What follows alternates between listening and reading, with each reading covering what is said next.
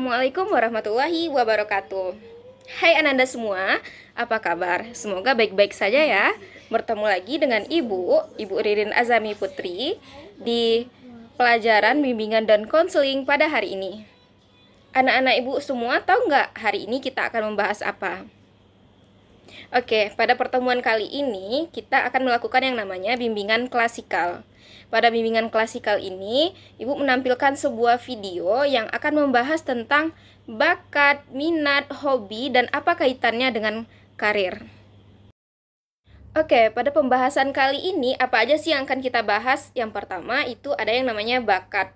Kita akan tahu apa itu bakat, apa aja sih jenis-jenis bakat, dan bagaimana cara mengetahui bakat kita. Pasti di antara anak ibu semuanya ada kan yang nggak tahu apa bakatnya. Nah, selanjutnya kita akan belajar tentang minat. Biasanya kan bakat dan minat itu saling berkesinambungan. Nah, pada minat kita akan mengetahui apa itu minat dan apa-apa aja jenis-jenis minat. Selanjutnya kita akan mempelajari tentang hobi. Apa hobi anak-anak ibu? Bisa jadi hobi itu akan menjadi bakat, atau bisa jadi juga akan menjadi peluang karir oleh anak-anak ibu semua. Nah, tentu yang terakhir kita akan membahas karir. Apa sih kaitan antara bakat, minat, hobi dengan karir? Oke, bagaimana anak-anak ibu? Siap masuk ke materi kita pada hari ini? Oke, bagus. Jika siap, ibu ingin tes konsentrasi anak-anak ibu semua terlebih dahulu. Oke, silakan duduk yang rapi.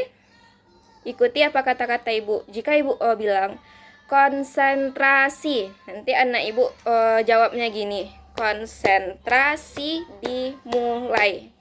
Oke, bagaimana? Bisa kita coba kan? Oke, ibu coba. Konsentrasi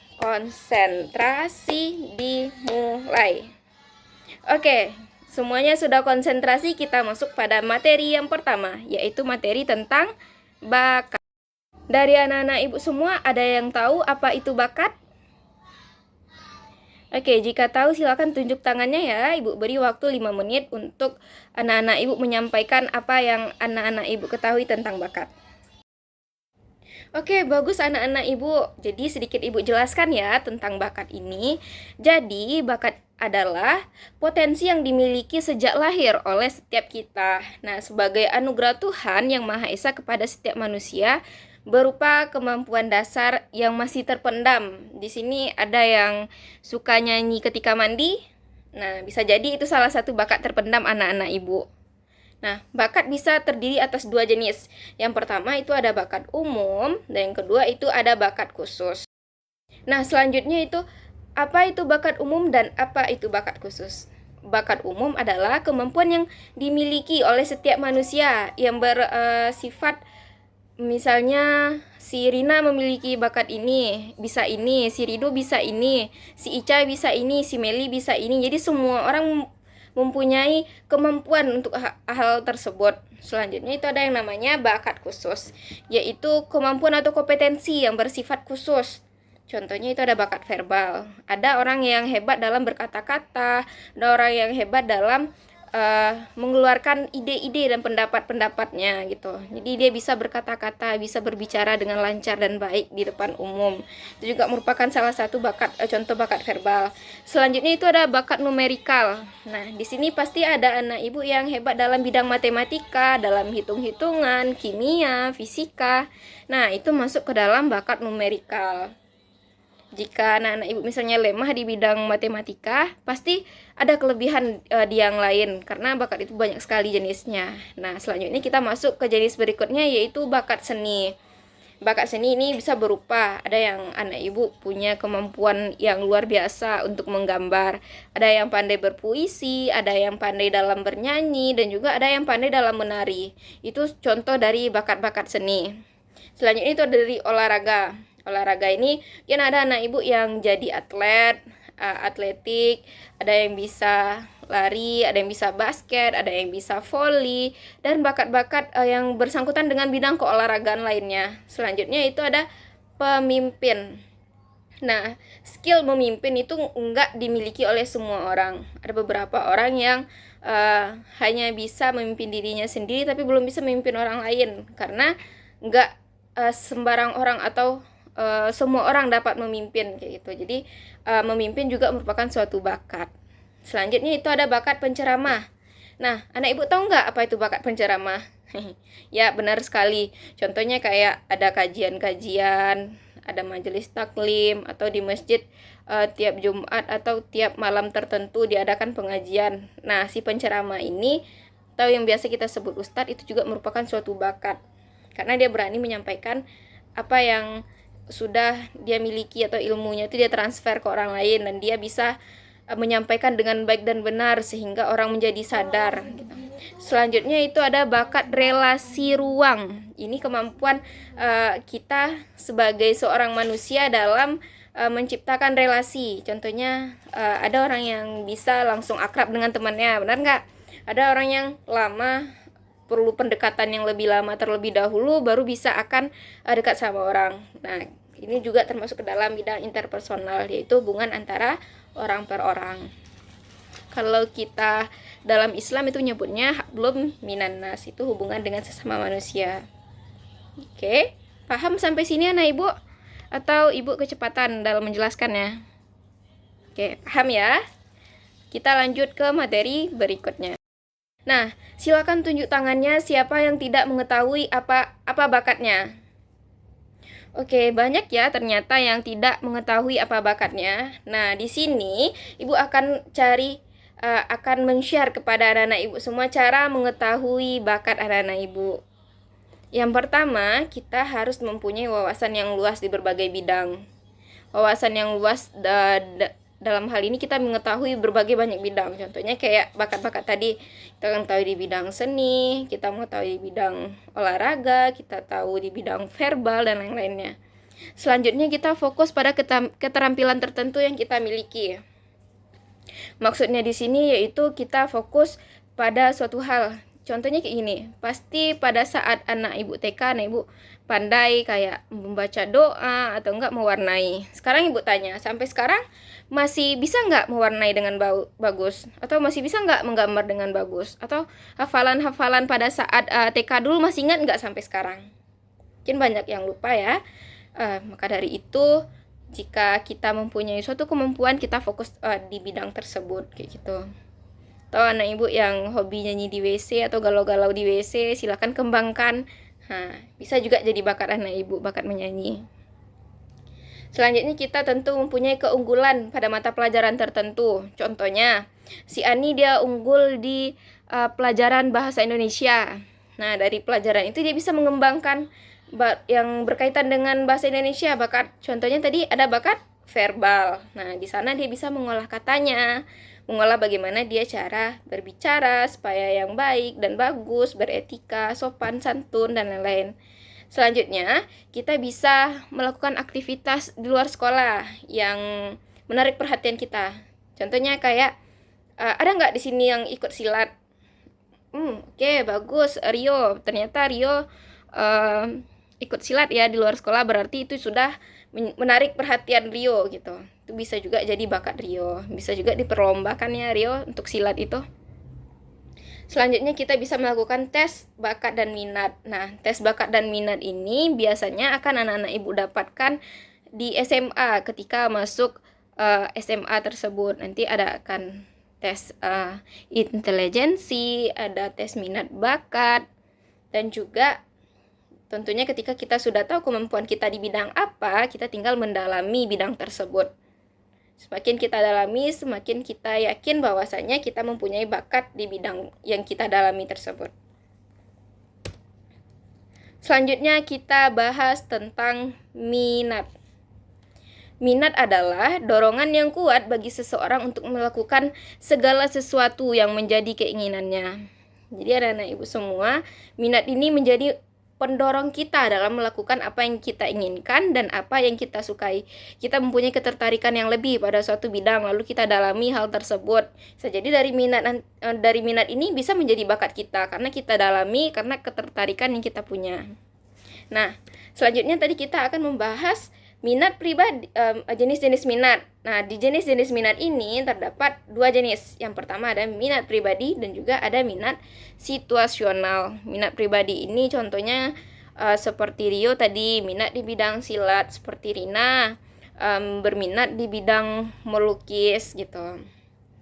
Jadi selanjutnya itu ada minat situasional, yaitu minat yang ditimbulkan oleh faktor lingkungan yang bisa kita lihat kayak contohnya di TikTok kita melihat orang berjalan online lalu kita tertarik dan kita minat, atau kita melihat suatu konten membuat kue, memasak atau ide-ide lainnya, kita juga tertarik untuk mencobakannya kayak gitu. Jadi intinya di sini kita minat, mempunyai ketertarikan suatu yang lebih terhadap suatu hal. Oke, bagaimana semuanya? Capek? Ya, capek. Sudah bosan? Oke, lumayan ya. Mau ice breaking Ananda? Oke, di sini Ibu ada suatu ice breaking, yang mana ice breaking ini kita bermain yang namanya toti-toti. Permainan toti-toti merupakan permainan untuk melatih kefokusan Ananda semua, keterampilan untuk mengingat nama-nama teman-temannya. Di sini sudah saling kenal semua kan? Oke, sudah 1 tahun ya bersama ternyata. Berarti sudah hafal semua nama teman-temannya. Nah, permainan toti-toti ini bisa dilakukan seperti ini dengan menepuk dua tangan pada meja Ananda semua, lalu menyebutkan nama temannya. Nah, dalam permainan toti-toti itu ada satu pemimpin, yaitu Ibu. Ibu yang akan menjadi toti-toti. Jadi Ananda manggilnya bukan Ibu, tapi Toti. Contohnya kayak gini. Toti-toti. Toti-toti. Toti-toti, Rina, Rina. Nanti Rina lempar lagi ke nama teman Rina. Contohnya Rina, Rina, Rio, Rio, Rio, Rio, Adan, Adan. Nah, terserahlah nanti semuanya nanti bergulir. Semakin lama permainan kita ini akan semakin cepat Ananda semua. Kita di sini siapa yang kurang fokus nanti langsung keluar ya dari permainan ini. Oke, bagaimana semuanya? Sudah fresh? Sudah bisa fokus? Kita coba lagi dengan konsentrasi. Masih ingat tepuk konsentrasi di awal tadi? Oke, masih ya. Konsentrasi. Konsentrasi dimulai. Oke, bagus. Semuanya sudah konsentrasi. Selanjutnya hobi. Apa hobimu? Di sini siapa yang bersukarela tunjuk tangan untuk mengatakan hobinya? Oke, sudah semua ya. Jadi ada beragam hobi di sini. Ada yang hobinya memasak, ada hobinya membaca, ada hobinya tiduran, ada hobinya drakoran. Banyak bermacam-macam hobi anak Ibu. Nah, di sini Ibu jelaskan sedikit apa sih itu hobi. Mungkin kita tahu hobinya itu kayak kegiatan yang kita lakukan di waktu luang atau kegiatan untuk supaya tidak bosan. Jadi kita melakukan kegiatan tersebut. Jadi kalau secara teori, hobi adalah kecenderungan memberikan perhatian dan bertindak terhadap orang, aktivitas atau situasi yang menjadi objek dari minat disertai dengan rasa senang. Jadi ketika kita melakukan hobi kita tersebut, kita merasa senang dan kita juga mengembalikan mood. Nah, itulah. Kalau misalnya lagi nggak mood atau lagi moodnya lagi pengen nangis, bisa nonton drakor. Atau kalau lagi gabut bisa memasak. Yang penting anak Ibu senang di bidang tersebut. Nah, selanjutnya kita akan membahas tentang konsep karir. Apa sih itu karir? Karir merujuk pada suatu serangkaian pekerjaan yang dilakukan, pengalaman dan prestasi seseorang dalam suatu bidang atau profesionalnya selama rentang waktu tertentu. Nah, Ananda semua tahu nggak kalau misalnya minat, bakat, hobi itu bisa berkaitan dengan karir Ananda di masa depan nanti. Nah, ayo kita lihat apa sih kaitan antara minat, bakat, hobi dengan karir. Yang pertama itu bakat. Jika kita paham dan dapat mengembangkan bakat, akan mampu mencari peluang karir. Di sini kan ada yang bisa kita lihat kayak artis yang hobinya nyanyi, bisa jadi peluang karir sama dia. Selanjutnya itu minat. Memilih karir sesuai dengan minat akan membuat termotivasi dalam mencapai pilihan karir tersebut. Misalnya gini, kita minat menjadi seorang seniman. Selain kita dapat uang, kita juga bisa menuangkan apa yang menjadi minat kita. Kayak kita melakukan pekerjaan itu jadi senang gitu. Selanjutnya itu ada hobi. Mengintegrasikan hobi ke dalam pekerjaan dapat memberikan kepuasan dalam menjalani karir. Contohnya gini, ada yang hobinya fotografer, dia bisa meniti karirnya menjadi konten kreator atau menjadi YouTuber, TikToker, dan hal-hal yang berkaitan dengan itu. Yang penting dia hobi dalam bidang itu. Hobi berenang, dia bisa menjadi guru renang kalau dia mendalami hal tersebut. Mungkin kita dengan mempertimbangkan bakat, minat, dan hobi dalam perencanaan karir masa depan, maka kita akan dapat mencari jalur karir sesuai dengan potensi yang kita miliki dan sesuai dengan minat yang kita inginkan, sehingga kita dapat santai dan enjoy dalam pemilihan karir kita tersebut. Oke Ananda, satu pesan dari ibu yang mana selesaikan apa yang sudah kamu mulai dan bertanggung jawab atas pilihan kamu tersebut. Ini sangat berkaitan dengan pemilihan karir Ananda nantinya. Jikalau Ananda sudah mulai pada suatu bidang tertentu, maka lanjutkan sampai akhir, jangan berhenti di tengah jalan. Karena tidak ada suatu perjalanan yang mulus, pasti ada suatu rintangannya. Semakin banyak rintangan yang kita lalui, maka akan semakin bagus juga kita nanti ke depannya. Saya pernah mendengar suatu hal dari senior saya, yaitu katanya terbentur akhirnya terbentuk. Tentunya kita harus punya perencanaan terlebih dahulu. Tentu tidak semuanya akan berjalan mulus, pasti akan ada masalah. Jadi bagaimana kita menyikapi permasalahan yang akan menjadi suatu rintangan dalam perjalanan karir kita nantinya. Mungkin sekian dari Ibu. Mohon maaf apabila terdapat kesalahan dalam penyampaian Ibu. Dan juga terima kasih kepada Anda semua telah berpartisipasi pada bimbingan klasikal pada hari ini. Sekian dari Ibu. Assalamualaikum warahmatullahi wabarakatuh. Dadah.